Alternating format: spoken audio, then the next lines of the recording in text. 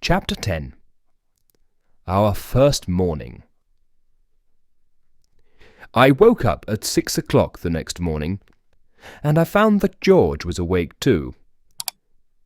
We both tried to go to sleep again, but we could not. This was because we did not need to get up early. We could sleep for another 2 or 3 hours, but we both felt we would die if we tried to sleep for another 5 minutes. George said that the same thing had happened to him a few months before. He told me a story about it. At that time, George had rooms in the house of a lady called Mrs. Gippings. One evening, his watch stopped at 8:15. He did not realize this then. When he went to bed, he took off his watch, and he did not look at it. This happened in the winter, so it was dark in the mornings anyway. When George woke up, he looked at his watch. It was 8:15. "Good heavens!" George cried. "I have to be at the bank by 9 o'clock." And he threw down the watch and jumped out of bed. He had a cold bath and he dressed. Then he ran and looked at his watch. It had started to go again, and it was 20 to 9. George took his watch and ran downstairs. The dining room was dark and silent. There was no fire, no breakfast. George was very angry with Mrs. G. He decided to tell her this later in the evening. Then he caught hold of his coat, his hat, and his umbrella, and ran to the front door. It was locked. George said that Mrs. G was a lazy old woman. Then he unlocked the door and ran out into the street. For a few 100 meters he ran as fast as he could. But suddenly he noticed that there were not many people about. He also noticed that the shops were not open. It was a very dark and foggy morning. However, it seemed very strange that they had closed the shops because of the fog. He had to go to work, so why should other people stay in bed? George could see only 3 people. One of them was a policeman, one was a man who was taking vegetables to the market, and one was a taxi driver. George looked at his watch. It was 5 to 9. For a moment, he stood there without moving. He wondered if he was dreaming. He felt his wrist, and bent down and felt his legs. Then, with his watch in his hand, he went up to the policeman. "What time is it, please?" he asked the policeman. "What's the time?" the policeman repeated. "Well, listen." Just then, George heard a clock. 1, 2, 3. "But that's only 3 times," George said when it had finished. "Well, how many times do you want?" the policeman replied. "Why, 9, of course," George said, and he held out his watch to the policeman. "Do you know where you live?" the policeman asked. George thought for a minute, and then he told the policeman the address. "Well, I think you should go back there quietly," the policeman continued, "and take your watch with you." So George went back. At first, he thought he would go to bed again. However, he did not like the idea of having to get up again later, so he decided to go to sleep in the armchair. But he could not get to sleep. He tried to read, but that was no good either. Finally, he put on his coat again, and he went out for a walk. He felt very lonely and miserable. He met policemen who looked at him strangely. They followed him about.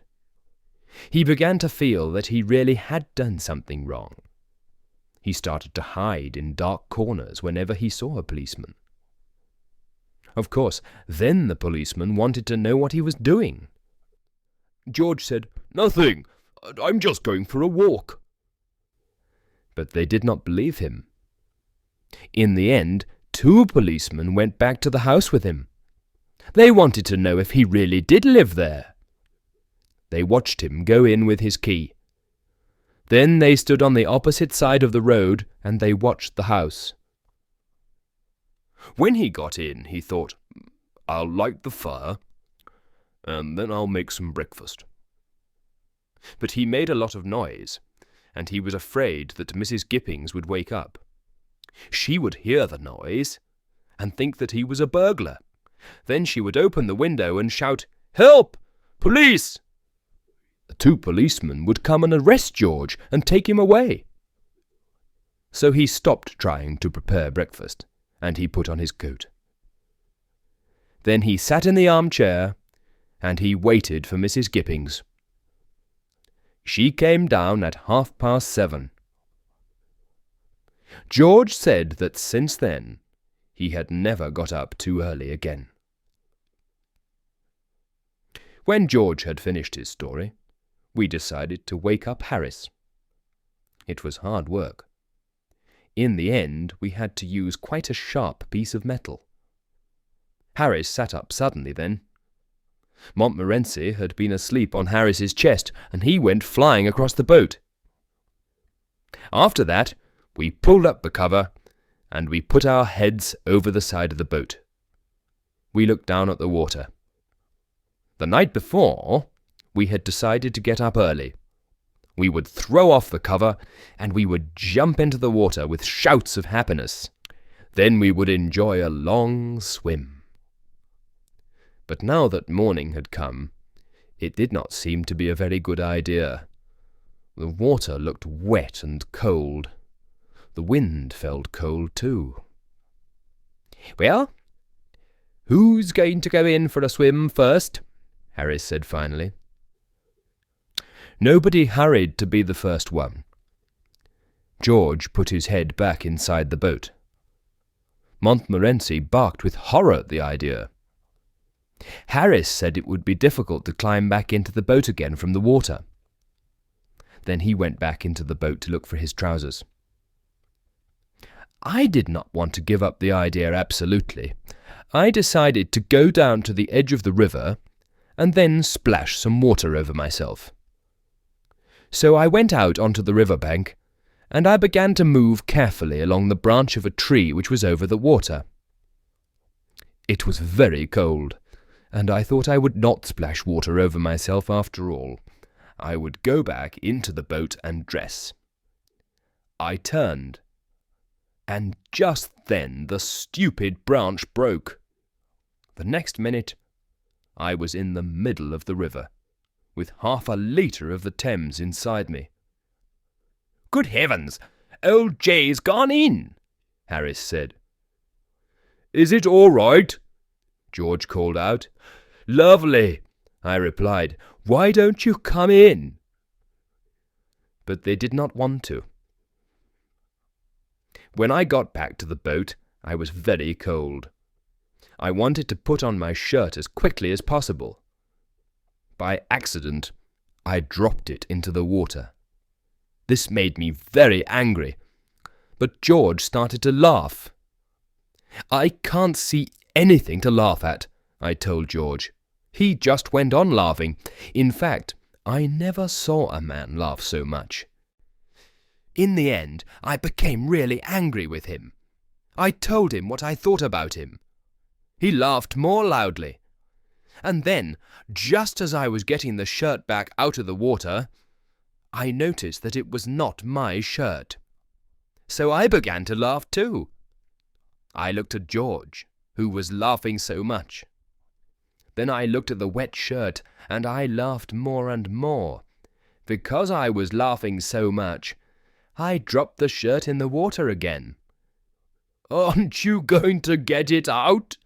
George cried between his shouts of laughter. At first I could not answer him, because I was laughing so much. In the end, I managed to say, "It isn't my shirt. It's yours." I have never seen a man's face change so quickly. I tried to make him see that it was very funny, but he did not agree with me. After that, it was time for breakfast, and we decided to have eggs. Harris said he would cook them. He said he was very good at doing eggs. People who had eaten his eggs never wanted any other food afterwards. "If they can't get my eggs, they won't eat," he said, "and they die." So, we gave him the pan and all the eggs which had not broken. "Go on then," we said. "Begin." Harris had some trouble when he tried to break the eggs. He had trouble stopping them from getting onto his trousers, and he had more trouble trying to stop them from going up his arms. Finally, he managed to get about 6 of the eggs into the pan. Then he sat down and started to cook them. It seemed to be very difficult work. Whenever he went near the pan, he burnt himself. Then he dropped everything and danced about and waved his hands and shouted. In fact, every time George and I looked at him, he was doing this. At first we thought it was necessary to do this to cook the eggs. Once, Montmorency went and looked into the pan, but he burnt himself. Then he started dancing and shouting too. It was all very exciting, and George and I were quite sorry when it finished. Chapter 11. Hotels and Tinned Fruit. After breakfast, I was sitting by the river and thinking, when George said, "Perhaps, when you've rested enough, you could help to wash the plates and things." So I cleaned the pan with some wood and grass, and George's wet shirt. Then we started to move up the river again, past Old Windsor, which is very pretty. After that, the river is not very interesting until you get to Bovany. George and I were towing the boat then. As we were passing Datchet, George asked me if I remembered our first trip up the river. On that trip, we reached Datchet at 10 o'clock at night. All we wanted to do was to eat and go to bed. I replied, "Yes, I do remember it. I remember it well. In fact, it will be some time before I forget it." It was one Saturday in August. There was George, and Harris and me. We were tired and hungry. When we got to Datchet, we took out of the boat the basket of food, the 2 bags, and the coats and things. Then we began to look for somewhere to stay. We passed a very pretty little hotel, but there were no roses round the door. I wanted somewhere with roses round the door. I do not know why. Anyway, I said, "Oh, we don't want to go there. Let's look for a little hotel with roses round the door." So we went on until we came to another hotel. That was a very nice one too, and it did have roses. But Harris did not like the man who was standing by the front door. Harris said that he did not look like a nice man, and he was wearing ugly boots. So we went on. We walked for some time, but we did not see any more hotels. Then we met a man, and we decided to ask him. "Excuse me, do you know any nice little hotels near here?" we said. "Well," he said, "you're coming away from them. Go back, and you'll come to the Black Horse." We said, "Oh, we've been there, and we didn't like it. There were no roses round the door." "Well then," he said, "there's the Traveller's Rest just beyond it. Have you tried that?" Harris replied that we did not want to go there. We did not like the man who was staying there. Harris did not like the colour of his hair. He did not like his boots either. "Well, I don't know what you're going to do then," the man answered. because they are the only 2 hotels here." "No other hotels?" Harris cried. "None," the man replied. "What are we going to do now?" Harris asked. Then George spoke. He said, "You 2 can ask someone to build you a hotel. I'm going back to the Black Horse." So we went back to the Black Horse. "Good evening," the man at the desk said. "Oh, good evening," George answered. "We want 3 beds, please."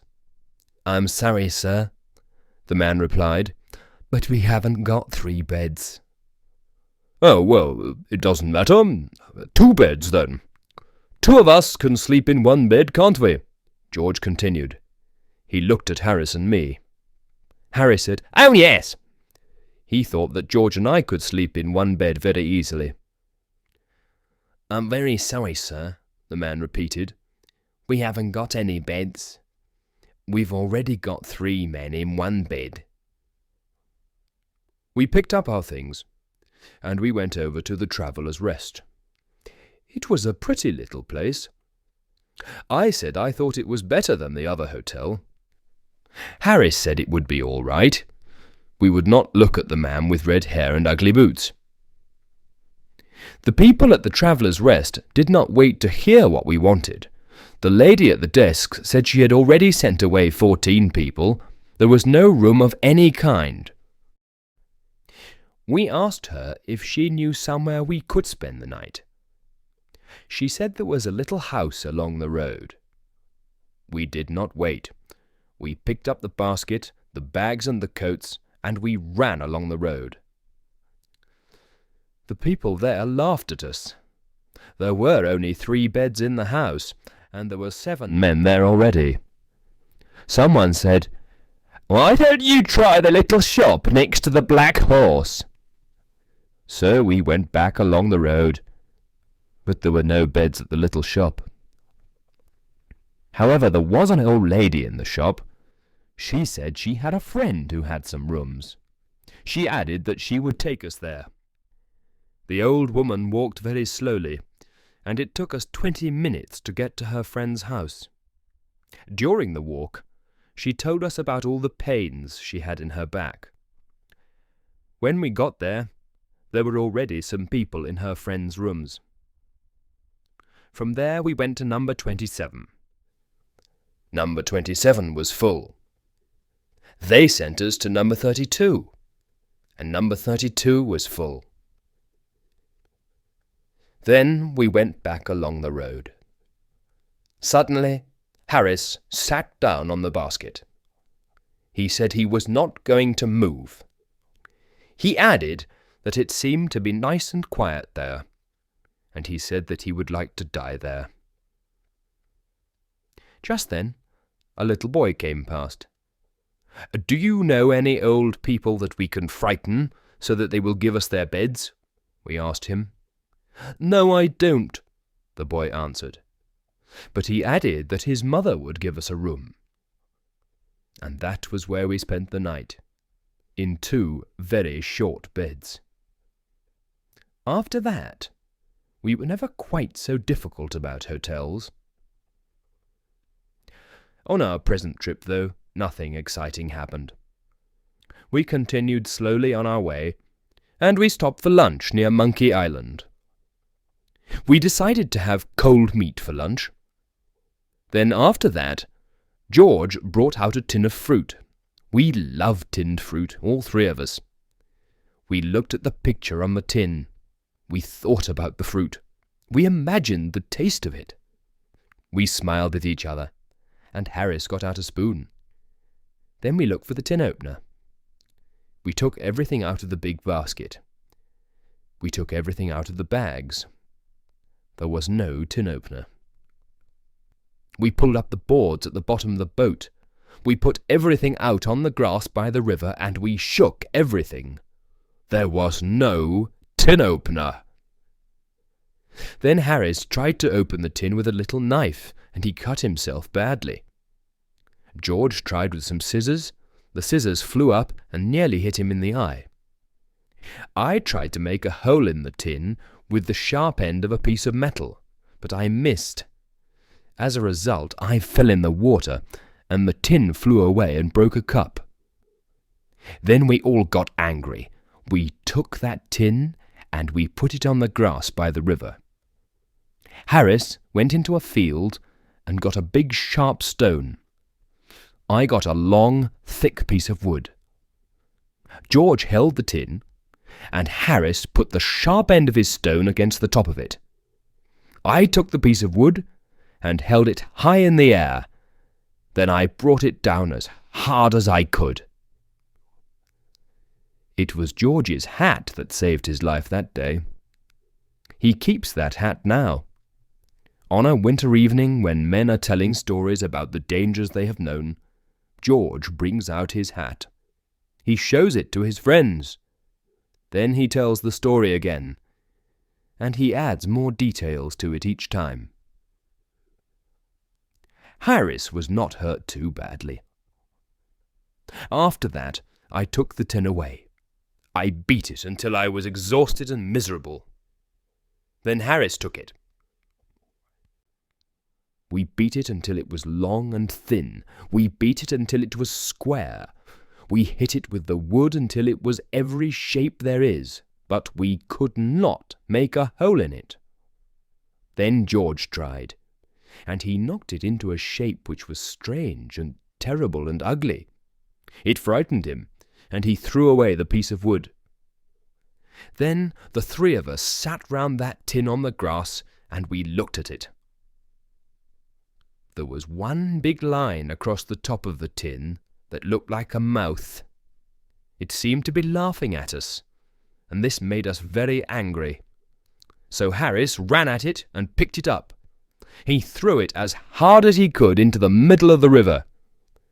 As it went down into the water, we shouted awful things at it. Then we got into the boat, and we left that place, and did not stop until we reached Maidenhead.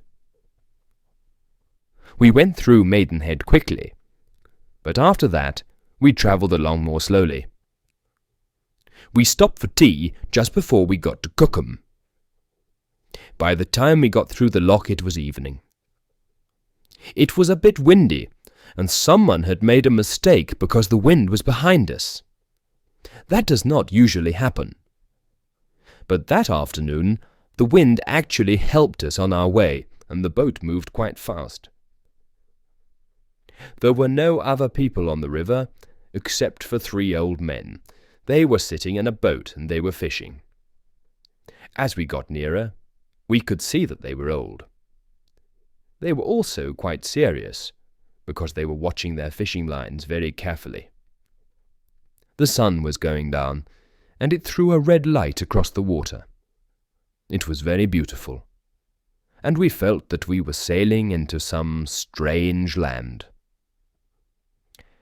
We did not sail into some strange land. We went straight into that boat with the 3 old men in it. At first we did not know what had happened, but then, from the words which rose on the evening air, we understood that we were near people. We also understood that those people were not happy. We had knocked those 3 old men from their seats, and they were all lying on the bottom of their boat. They were trying to stand up, and they were picking fish off themselves. As they worked, they shouted unkind things about us. Not just the usual things, but special things about us and about our families. Harris called out, "You ought to be pleased that something so exciting has happened to you." He added that he was very unhappy to hear men of their age use those bad words. But the 3 old men did not seem to agree with Harris.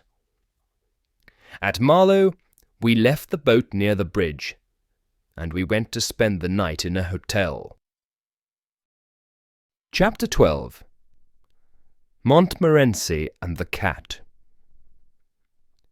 On Monday morning, we got up quite early, and we went to swim before breakfast.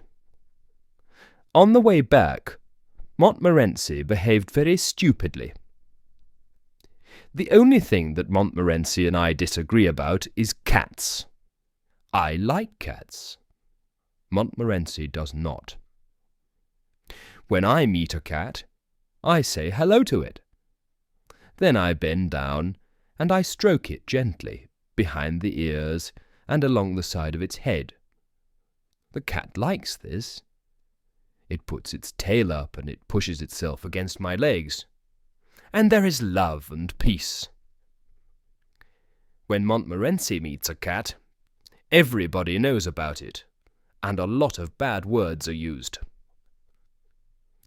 I do not really blame Montmorency. Usually I just hit him or throw stones at him, because dogs are like that. They hate cats. But that morning, Montmorency wished that he had not argued with a cat. As we were coming back from the river, a cat ran out from one of the houses, and it began to walk across the road. Montmorency saw the cat, gave a shout of real happiness, and ran after it. It was a big black cat. I have never seen a bigger cat. It had lost half its tail and one of its ears, but it looked calm and happy. Montmorency ran at that cat as fast as he could, but the cat did not hurry. It did not seem to understand that its life was in danger.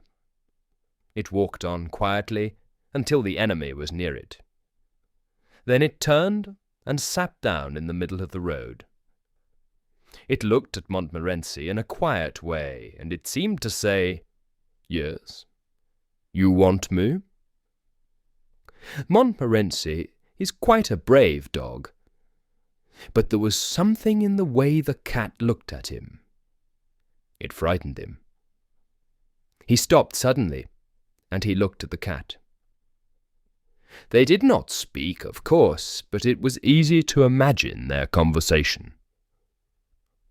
The cat. "Can I do anything for you?" Montmorency.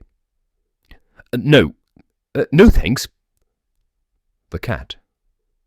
"Do please tell me if there is something you want, won't you?" Montmorency, who moves backwards down the road. "Oh, no, not at all. Certainly. I'm afraid I've made a mistake. I thought I knew you. I'm sorry." The cat. "Not at all. Are you quite sure you don't want anything now?" Montmorency, who continues to move back. "Not at all. Thanks. Not at all. Very kind of you. Good morning." The cat. "Good morning." Then the cat stood up and continued along the road. Montmorency, with his tail between his legs, walked behind us. He hoped that nobody would notice him. Now, if you say "cats" to Montmorency, he looks up at you, and his eyes beg you, "No, please." After this, we did our shopping, went back to the boat, and moved off along the river again. However, at Hambledon Lock we found that we had no water. So we went to ask the lock-keeper for some. George spoke for us. He said, "Oh, please, could you give us a little water?" "Of course," the old man replied. "Just take what you want and leave the rest." "Oh, thank you very much," George said, and he looked round. "But where is it?" "It's where it always is, my boy," the lock-keeper answered. "It's behind you." George looked round again. "I can't see it," he said. "Why? Where are your eyes?" the man said, and he turned George towards the river. "Oh!" George cried. "But we can't drink the river, you know." No, but you can drink some of it," the old man replied. "That's what I've drunk for 15 years. We got some water from another house. After we had got our water, we went on towards Wargrave, but before we got there, we stopped for lunch. We were sitting in a field near the river, and we were just going to start eating. Harris was preparing the food, and George and I were waiting with our plates. "Have you got a spoon?" Harris asked. "I need a spoon." The basket was behind us, and George and I both turned to get a spoon. It took about 5 seconds. When we looked back again, Harris and the food had gone. It was an open field, and there were no trees. There was nowhere to hide. He had not fallen in the river because we were between him and the water. George and I looked round. Then we looked at each other. Harris had gone, disappeared. Sadly, we looked again at the place where Harris and the food had been. And then, to our horror, we saw Harris's head, and only his head, in the grass. The face was very red and very angry. George was the first to speak. "Say something," he cried. "Are you alive or dead? Where is the rest of you?" "Oh, don't be so stupid," Harris's head said. "It's your fault. You made me sit there. You did it to annoy me. Here, take the food." And from the middle of the grass the food appeared, and then Harris came out dirty and wet. Harris had not known that he had been sitting on the edge of a hole. The grass had hidden it. Then suddenly he had fallen backwards into it. He said he had not known what was happening to him. He thought at first that it was the end of the world. Harris still believes that George and I planned it. Chapter 13. Harris and the Swans. After lunch, we moved on to Wargrave and Shiplake, and then to Sonning. We got out of the boat there, and we walked about for an hour or more. It was too late then to go on past Reading, so we decided to go back to one of the Shiplake Islands. We would spend the night there. When we had tied the boat up by one of the islands, it was still early. George said it would be a good idea to have a really excellent supper. He said we could use all kinds of things, and all the bits of food we had left. We could make it really interesting, and we could put everything into one big pan together. George said he would show us how to do it. We liked this idea, so George collected wood to make a fire. Harris and I started to prepare the potatoes. This became a very big job. We began quite happily. However, by the time we had finished our first potato, we were feeling very miserable. There was almost no potato left. George came and looked at it. "Oh, that's no good. You've done it wrong. Do it like this," he said. We worked very hard for 25 minutes. At the end of that time, we had done 4 potatoes. We refused to continue.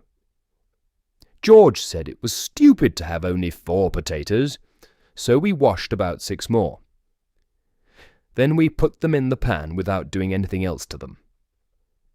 We also put in some carrots and other vegetables. But George looked at it, and he said there was not enough. So then we got out both the food baskets. We took out all the bits of things that were left, and we put them in too. In fact, we put in everything we could find. I remember that Montmorency watched all this, and he looked very thoughtful. Then he walked away. He came back a few minutes later with a dead rat in his mouth. He wanted to give it to us for the meal. We did not know if he really wanted to put it in the pan, or if he wanted to tell us what he thought about the meal. Harris said he thought it would be all right to put the rat in. However, George did not want to try anything new. It was a very good meal. It was different from other meals. The potatoes were a bit hard, but we had good teeth, so it did not really matter. After supper, Harris was rather disagreeable. I think it was the meal which caused this. He is not used to such rich food. George and I decided to go for a walk in Henley, but we left Harris in the boat. He said he was going to have a glass of whisky, smoke his pipe, and then get the boat ready for the night. We were on an island, so when we came back, we would shout from the riverbank. Then Harris would come in the boat and get us. When we left, we said to him, "Don't go to sleep." Henley was very busy, and we met quite a lot of people we knew in town. The time passed very quickly. When we started off on our long walk back, it was 11 o'clock. It was a dark and miserable night. It was quite cold, and it was raining a bit. We walked through the dark, silent fields, and we talked quietly to each other. We wondered if we were going the right way. We thought of our nice, warm, comfortable boat. We thought of Harris, and Montmorency, and the whisky, and we wished that we were there. We imagined that we were inside our warm little boat, tired and a little hungry, with the dark, miserable river outside. We could see ourselves. We were sitting down to supper there. We were passing cold meat and thick pieces of bread to each other. We could hear the happy sounds of our knives and our laughing voices. We hurried to make it real. After some time we found the river, and that made us happy. We knew that we were going the right way. We passed Ship Lake at 11:45, and then George said, quite slowly, "You don't remember which island it was, do you?" "No, I don't," I replied, and I began to think carefully. "How many are there?" "Only 4, George answered. "It'll be all right if Harris is awake." "And if he isn't awake?" I asked. But we decided not to think about that. When we arrived opposite the first island, we shouted, but there was no answer. So we went to the second island, and we tried there. The result was the same. "Oh, I remember now," George said. "It was the third one." And full of hope, we ran to the third one, and we called out. There was no answer. It was now becoming serious. It was after midnight. The hotels were all full, and we could not go round all the houses and knock on doors at midnight. George said that perhaps we could go back to Henley, find a policeman, and hit him.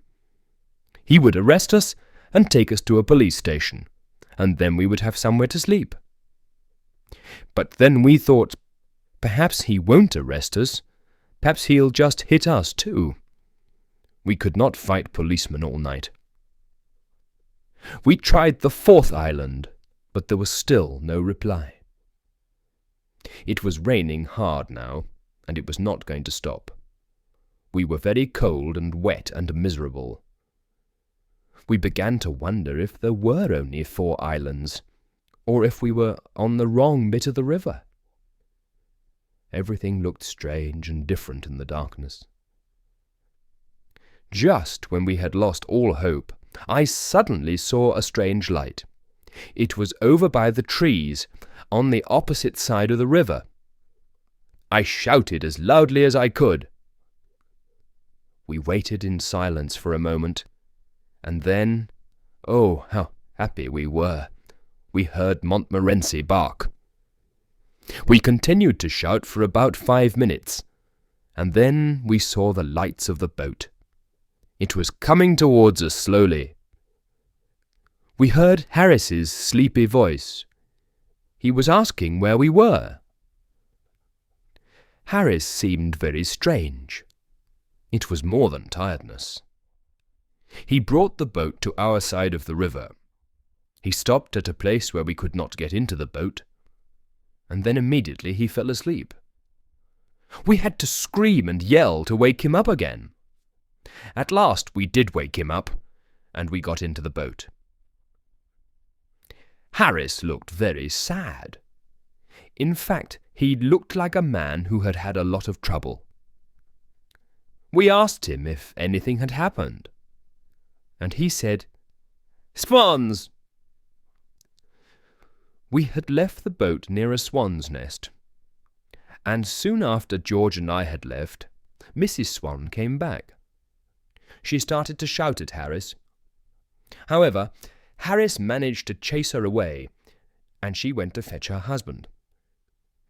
Harris said he had had quite a hard battle with these two swans, but he had fought bravely, and in the end he defeated them. Half an hour later, they returned, with 18 more swans. There was another terrible battle.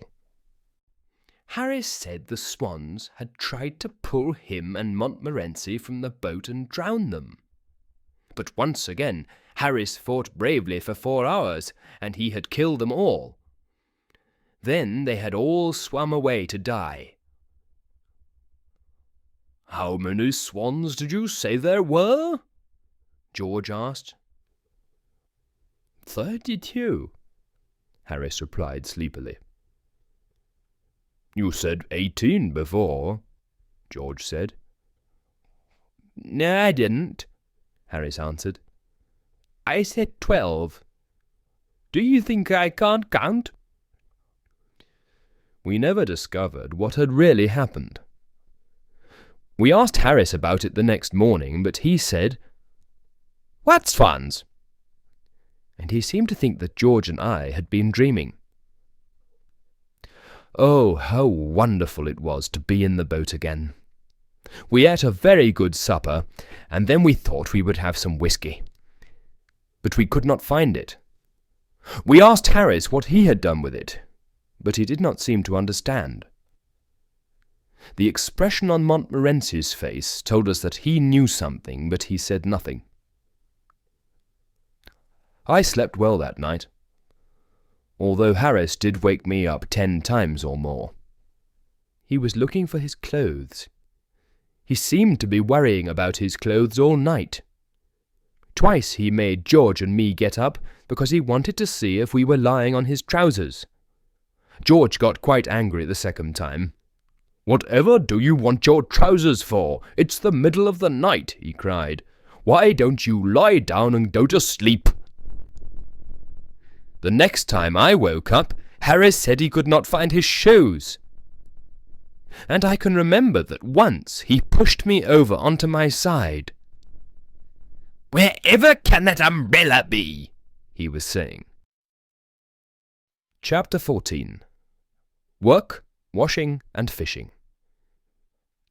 We woke up late the next morning, and it was about 10 o'clock when we moved off. We had already decided that we wanted to make this a good day's journey. We agreed that we would row and not tow the boat. Harris said that George and I should row, and he would steer. I did not like this idea at all. I said that he and George should row, so that I could rest a little. I thought that I was doing too much of the work on this trip. I was beginning to feel strongly about it. I always think that I am doing too much work. It is not because I do not like work. I do like it. I find it very interesting. I can sit and look at it for hours. You cannot give me too much work. I like to collect it. My study is full of it. And I am very careful with my work too.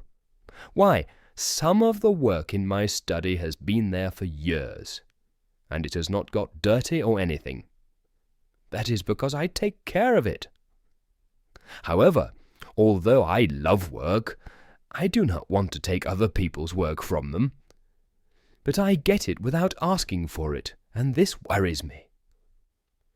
George says that I should not worry about it. In fact, he thinks that perhaps I should have more work. However, I expect he only says that to make me feel better. In a boat, I have noticed that each person thinks that he is doing all the work. Harris's idea was that both George and I had let him do all the work. George said that Harris never did anything except eat and sleep. He, George, had done all the work. He said that he had never met such lazy people as Harris and me. That amused Harris. "George? Work?" he laughed. "If George worked for half an hour it would kill him. Have you ever seen George work?" he added, and he turned to me. I agreed with Harris that I had never seen George work. "Well, how can you know?"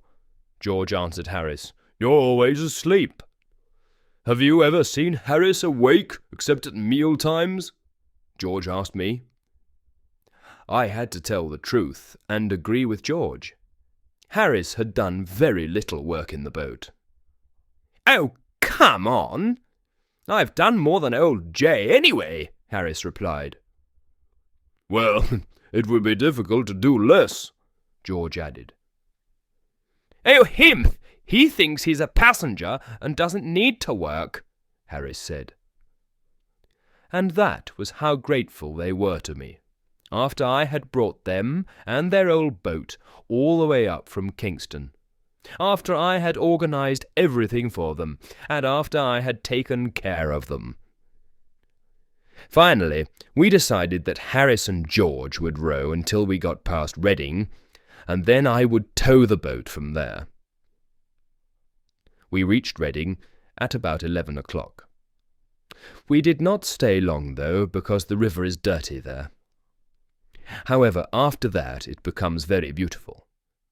Goring on the left and Streatley on the right are both very pretty places. Earlier, we had decided to go on to Wallingford that day, but the river was lovely at Streatley. We left our boat at the bridge, and we went into the village. We had lunch at a little pub, and Montmorency enjoyed that. We stayed at Streatley for 2 days, and we took our clothes to be washed. We had tried to wash them ourselves in the river, and George had told us what to do. This was not a success. Before we washed them, they were very, very dirty, but we could just wear them. After we had washed them, they were worse than before. However, the river between Reading and Henley was cleaner, because we had taken all the dirt from it, and we had washed it into our clothes. The woman who washed them at Streatley made us pay 3 times the usual price. We paid her, and did not say a word about the cost. The river near Streatley and Goring is excellent for fishing. You can sit and fish there all day. Some people do sit and fish all day. They never catch any fish, of course. You may catch a dead cat or 2, but you will not catch any fish. When you go for a walk by the river, the fish come and stand half out of the water with their mouths open for bread. And if you go swimming, they all come and stare at you and get in your way, but you cannot catch them. On the second evening, George and I and Montmorency, I do not know where Harris was, went for a walk to Wallingford. On the way back to the boat, we stopped at a little pub by the river. We went in and sat down. There was an old man there. He was smoking a pipe, and we began to talk to him. He told us that it had been a fine day today, and we told him that it had been a fine day yesterday. Then we all told each other that we thought it would be a fine day tomorrow. We told him that we were on holiday on the river, and that we were going to leave the next day. Then we stopped talking for a few minutes, and we began to look round the room. We noticed a glass case on the wall. In it there was a very big fish. The old man saw that we were looking at this fish, "Ah," he said. "That's a big fish, isn't it?" "Yes, it is," I replied. "Yes," the old man continued. "It was 16 years ago. I caught him just by the bridge." "Did you really?" George asked. "Yes," the man answered. "They told me he was in the river. I said I'd catch him, and I did. You don't see many fish as big as that one now. Well, good night then." And he went out.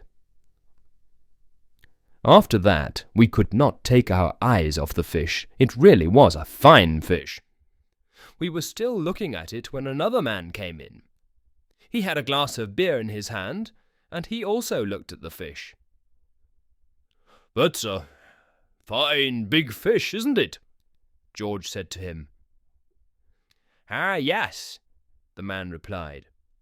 He drank some of his beer, and then he added, "Perhaps you weren't here when it was caught." "No," we said, and we explained that we did not live there. We said that we were only there on holiday.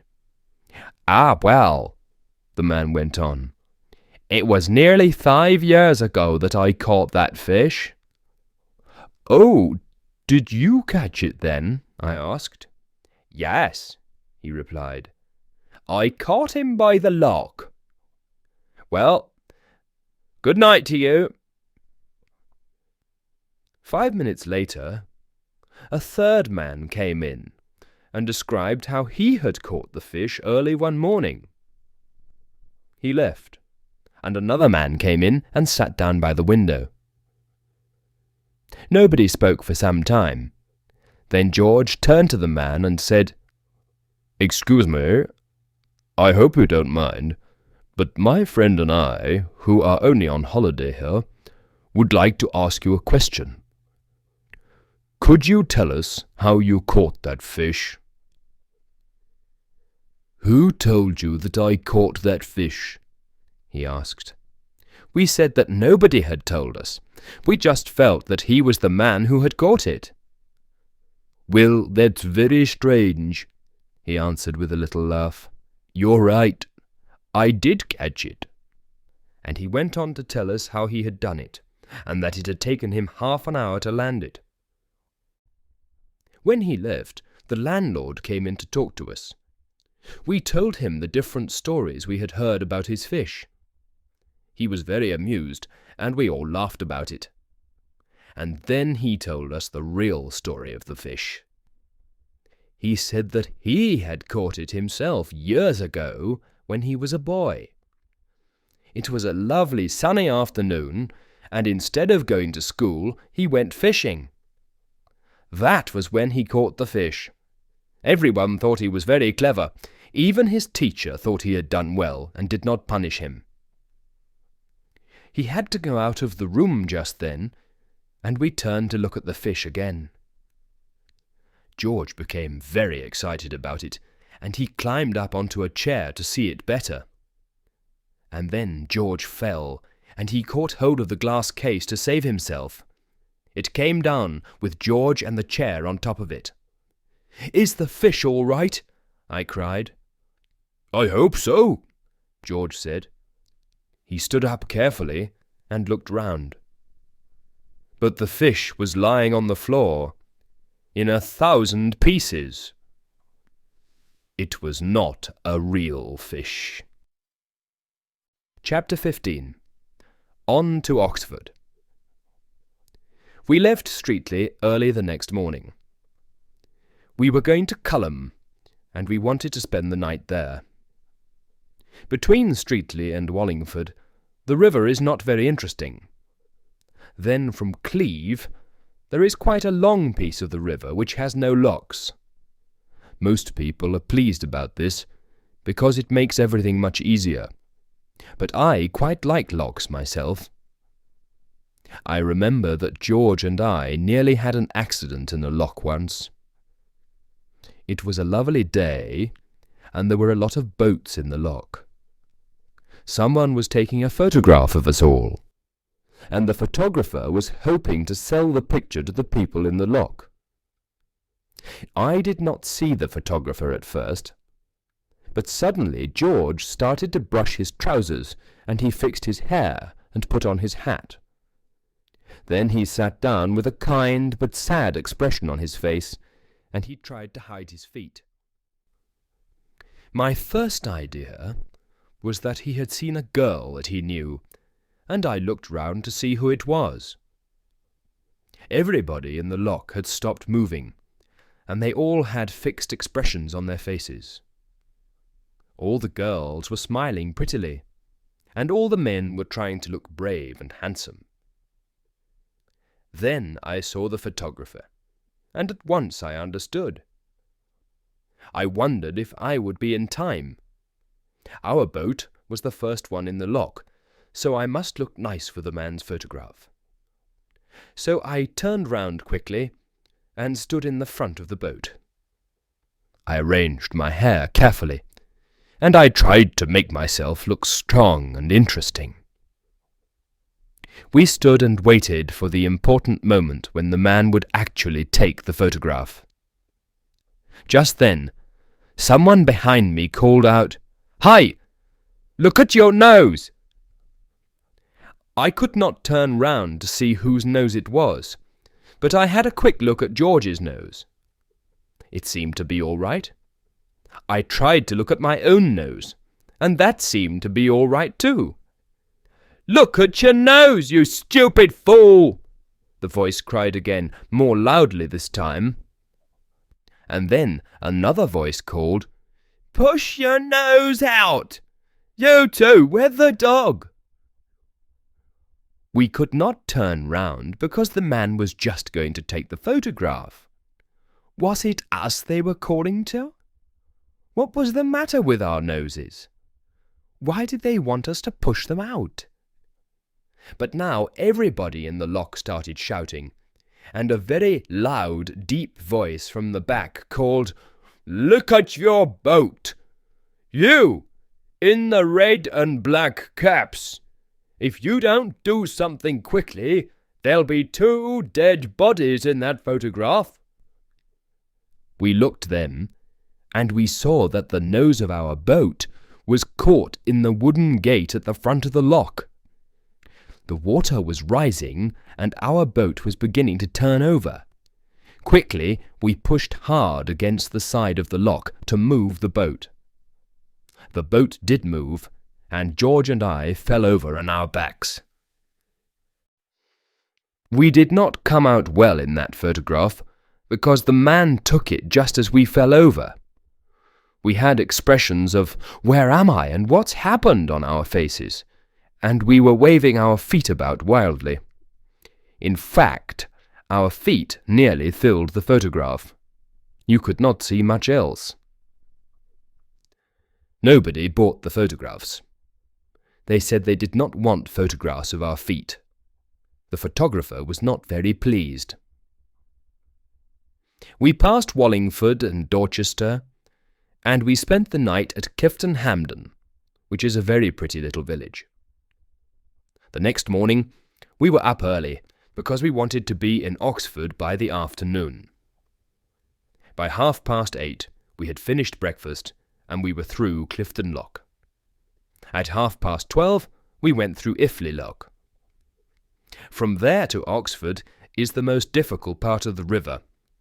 First, the river carries you to the right, then to the left. Then it takes you out into the middle and turns you round 3 times. We got in the way of a lot of other boats. A lot of other boats got in our way, and a lot of bad words were used. However, at Oxford, we had 2 good days. There are a lot of dogs in the town. Montmorency had 11 fights on the first day and 14 on the second. This made him very happy. If you are thinking of taking a trip on the river, and you are going to start from Oxford, take your own boat, unless you can take someone else's without being discovered. The boats that you can hire on the Thames above Marlow are all right.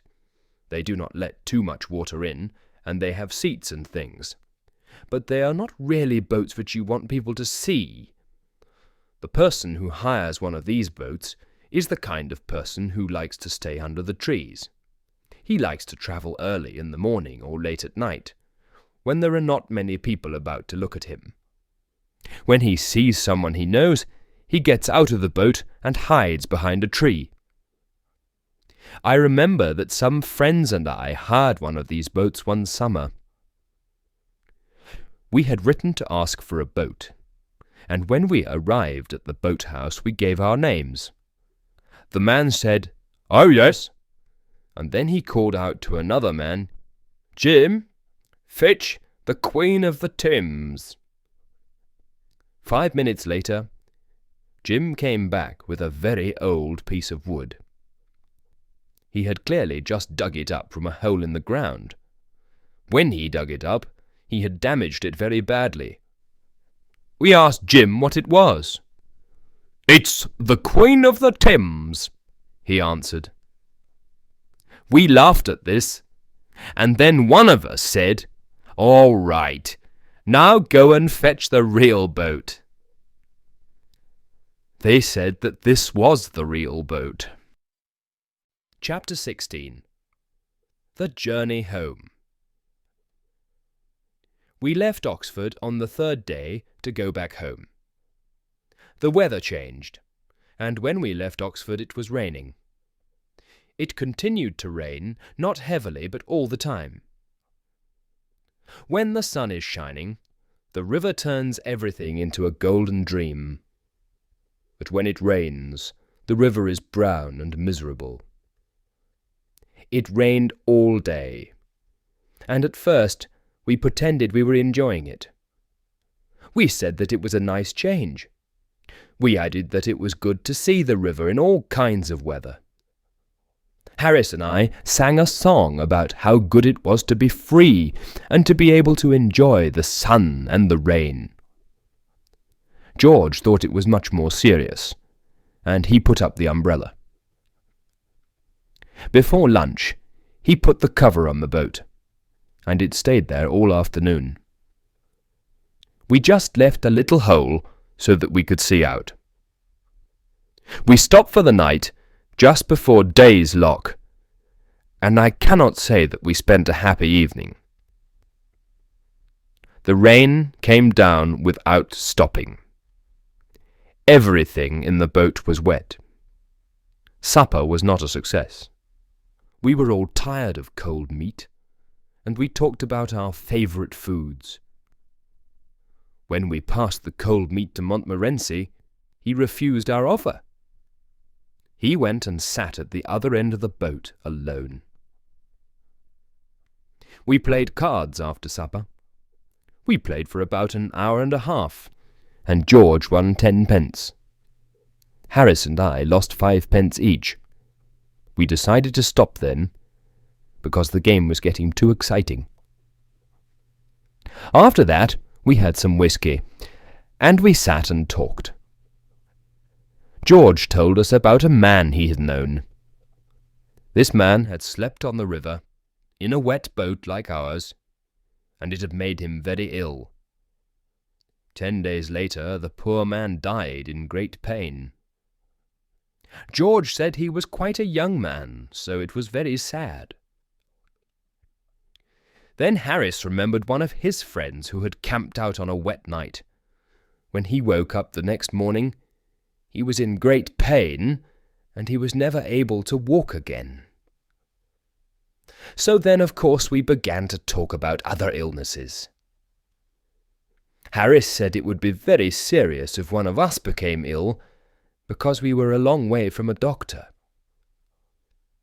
After this, we really needed something to make us feel a bit happier, so George sang to us.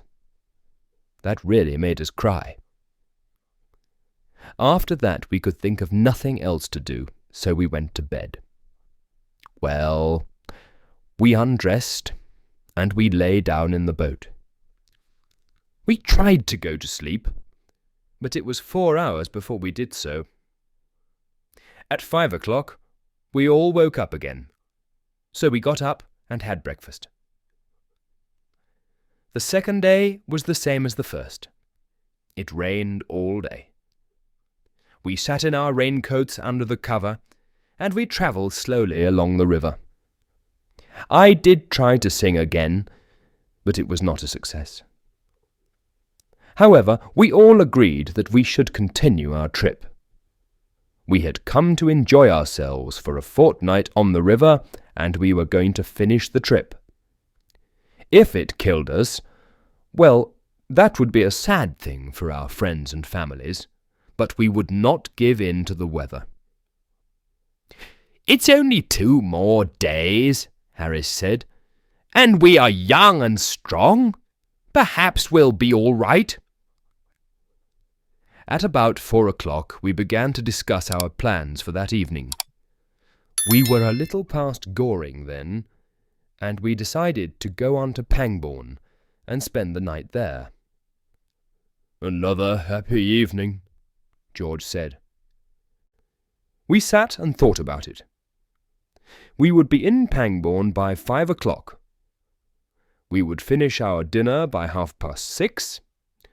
After that, we could walk about the village in the rain, or we could sit in a dark little pub.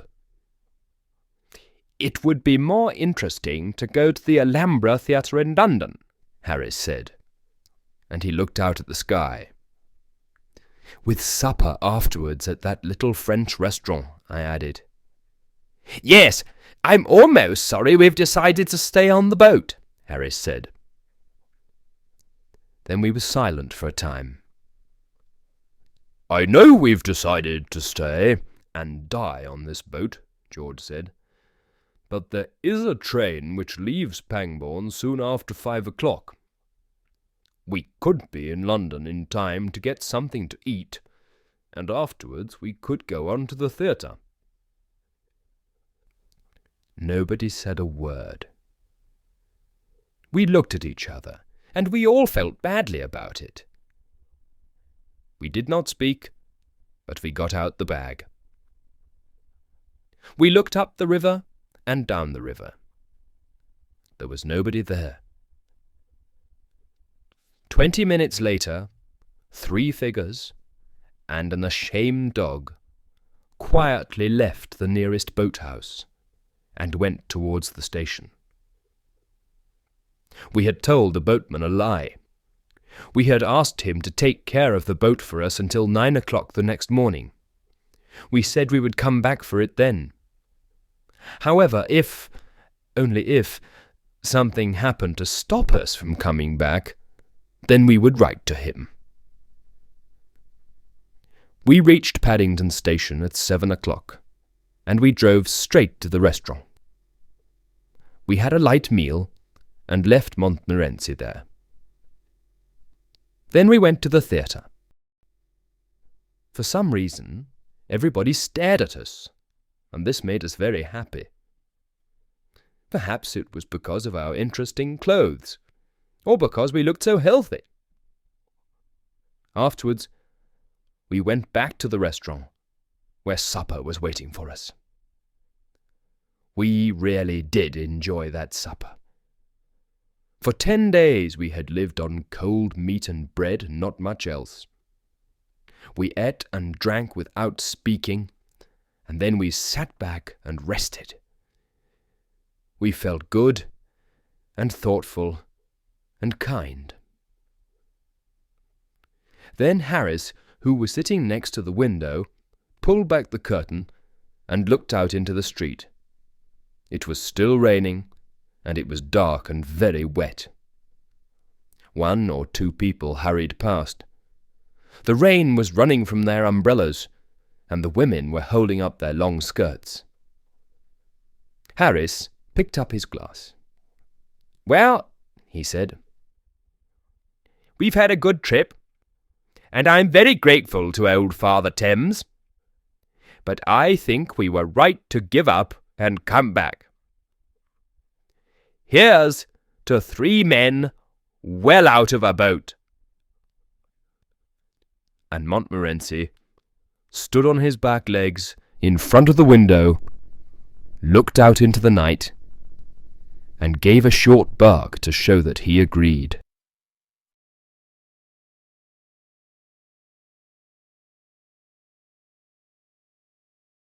Thank you for watching. If you enjoyed our content, don't forget to subscribe, give this video a thumbs up, and share your thoughts in the comments below. See you in the next video.